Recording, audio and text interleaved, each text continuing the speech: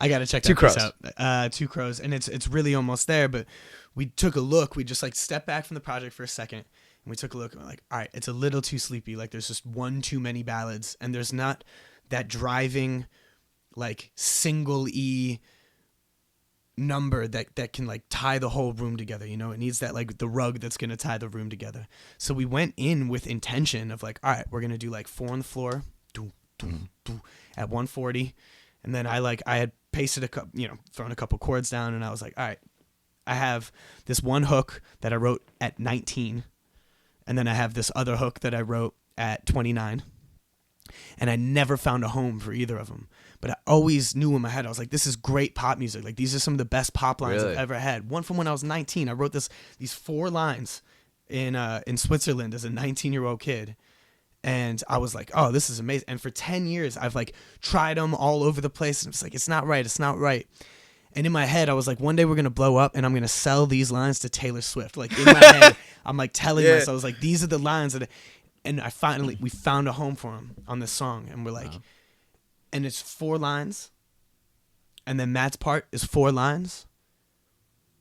And those are the only lyrics that happen in the song. So it's my 4 lines, then there's a break, and then my 4 lines again. And then it goes Matt's lines. And then there's a bridge where we're trading off our lines. And then there's an end where both of our lines are happening at the same time. And it's just pure pop. Like there's no big Sammy verse. There's no 16 bars. There's no nothing. It's just pure. And I was like, I'm really proud of it. Because I'm like, oh, this is my Rothko shit. This is the simple execution shit. Yeah. It's complex in its simplicity. Like it's a simple song in that it's 4 on the floor pop. But like the string composition that Matt has in there is, Pollock. It's, it's all over the place. And like chordally, it's really complex and it has key changes and stuff like that, but it's really, really tasteful. And I'm really, really excited because to me, it was like, it just showed the growth. I was like, there it is. 2 Crows. Like this song's going to tie the whole shit together and everyone's going to know it the second they hear it. The second the intro hits, everyone's gonna be like, oh, this is the one. This is the single. This is the one. And it's the thing that I've been chasing with Mark Rothko for fucking years. I was like, why are these so good? Like, why am I compelled by like blue, white, yellow, red, green, gray? Like, why am I just like, these are the shit? Like, you know what I mean? I love those paintings. And I figured it out. That's what it is. It's complexity in its simplicity. It's simple execution while taking big philosophical swings.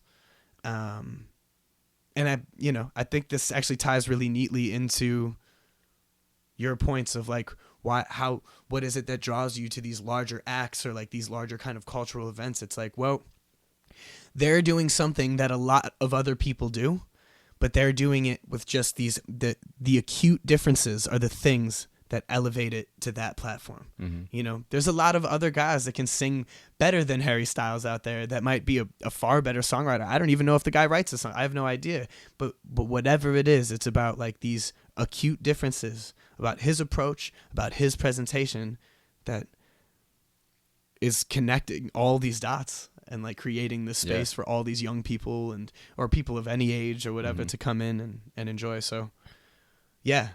Harry Styles, Mark Rothko, Bonelang. There's a thread there somewhere. There's a thread. There's a thread. And we're going to tap it one day.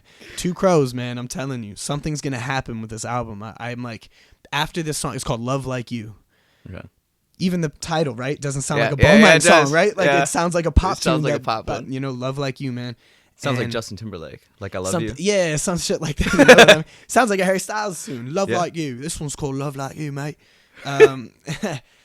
And I'm telling you, man, like there's this thing that just happened that snapped into focus on this